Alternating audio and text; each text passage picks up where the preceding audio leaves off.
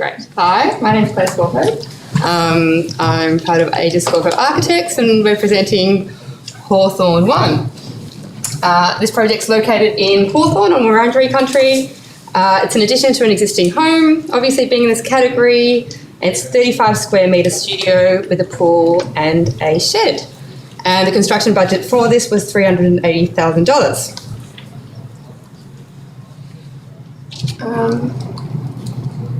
So Hawthorn 1 is an exercise in backyard optimisation. It's a cast of familiar backyard elements like shed, pool and studio with activities such as play, relax and retreat. And they're synthesised in a rear addition to an existing home. It also illustrates a model for incremental development in our established inner suburbs. Hawthorn is an affluent area in Melbourne's east. It has very high levels of amenity and access, but it comes with a consistent, homogeneous typology of 4-bedroom family homes sitting on sizable blocks. Rear additions such as this one give opportunities for an older child to stay longer or an elderly parent to move in, encouraging our well-connected suburbs to work harder and diversify the people who are living here. At this time, any opportunity for incremental development should be encouraged. We are taking steps in the right direction with a recently amended Planning Act allowing for granny flats as a right. This eliminated some of the challenges we faced on this project and the loopholes we had to jump through in adding this kind of development to an existing home. It would be good to make this style of development something that can be rolled out throughout different scales, locations and demographics in different kind of areas and regions. Type. So the brief. The client's brief for the project was in addition to the rear of their existing house to first be an independent living space for their university attending son. Second, to be a dedicated studio for working from home for their business. And then finally, an ability to transfer into a house for their older parent. The space was to accommodate a kitchenette, bathroom, living and sleeping space. And additionally, they wanted to build a storage shed, workshop and a pool. There was also a young oak tree to be retained as it had great sentimental value to the family and was planted by their kids as an acorn from the local park, as well as an established jacaranda. The main challenge that we found would be finding a way to accommodate all the client's requirements without sacrificing the already modest backyard or building a dominant structure that would be viewed from the key living spaces and outdoor dining area, resulting in an awkward and unusable garden. So we worked through the push and pull between the needs of the built form as well as the garden, trying to find a way to strike a balance between these two opposing elements.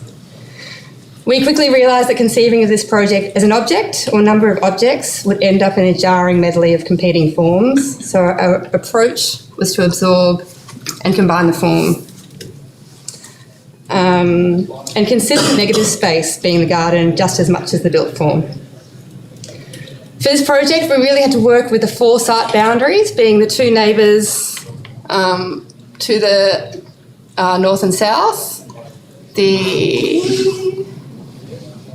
neighbours to the north and south, the rear, which was an existing laneway, and also the interface of the existing home, which backed onto an existing deck, which was their main living space. Building on the boundaries is consistently challenging, however, we believe it to be a worthy endeavour.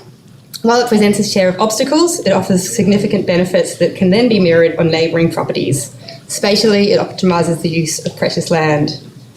Early consultation with the neighbours to the south was key, and the fact that they too had a rear studio was helpful in this negotiation, and possibly the reason why our clients entertained the idea in the first place.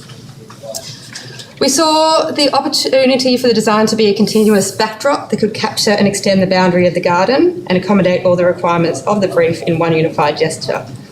The typical suburban backdrop being the boundary fence. This fence could bulge out, extend up and fold around the key elements of the brief.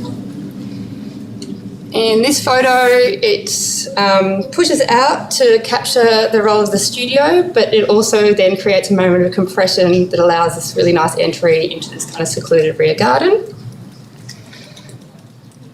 And here it does the opposite and folds back to cradle the existing oak tree and then continue on to be the fence that presents to the rear laneway. Craft was explored in the way that we interpreted the idea of the fence and spread this across the three main elements of the design. Silvertop ash was selected to cover the studio, back-fed, shed and pool in a cohesive gesture. The landscape design incorporated low ground covers and creepers using the new building as an armature to grow up while highlighting the contribution of the existing oak and jacaranda. A white painted datum was added to the bottom of the fence to break the overall scale of the fence building and provide a contrasting backdrop to the ground cover planting. This also assisted in providing an extra level of protection for timber located close to the ground. Up, down. The garden shed is a cupboard that eliminates the typical internal circulation in these structures with large sliding doors that open up and borrow from the garden area when used as a workshop.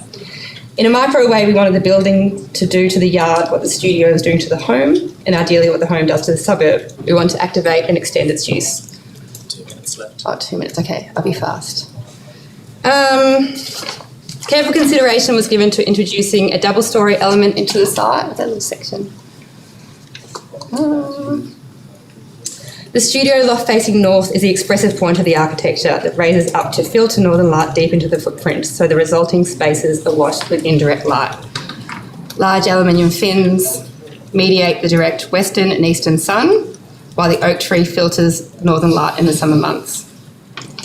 The loft bedroom occupies a modest roof space, and rather than appearing overtly double-storey, it presents as a single storey with an attic. The interiors are modest and practical to accommodate the gradual change of use. Hawthorn 1 is an example of a small-scale residential addition that has provided increased flexibility and independence for a family experiencing shifting domestic dynamics. Beyond, it serves as a model for the adaptation of existing homes to facilitate multi-generational living arrangements and a model for incremental increase of density in our established inner suburbs. And that is it. Thanks, Scott.